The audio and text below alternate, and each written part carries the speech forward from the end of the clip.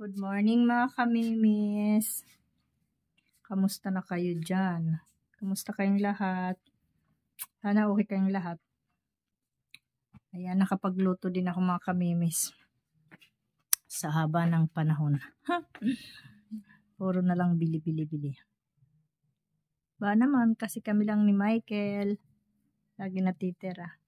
Pero ngayon nakaluto ako. Pero hindi ko na kayo isama pagluto kasi mga normal lang naman to na pagkain. Ay, naniluluto pala. Kamusta kayo mga kamimis? Sana'y hindi kayo magsawa or mawala sa akin dyan. Bakit puro sa ice cream to nakalagay? Puro sa ice cream nakalagay itong mga ulam mga kamimis kasi dadalhin ko lahat to doon. Doon na kami kumakain sa tindahan pati mga bata. Kasi exam ngayon ni Kane eh. Maaga uwi. First si Dadat nandito na yung baon niya.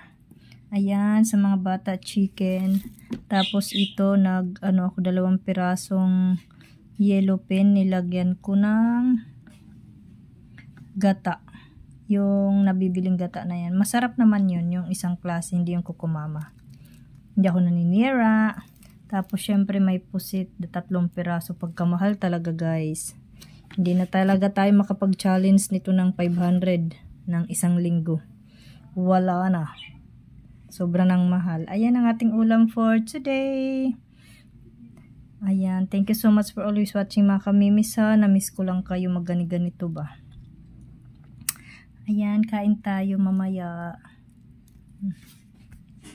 Antayin ko lang tumaluto na nilagang mani. Halagang 80 pesos yan. Ayan, nilagang mani.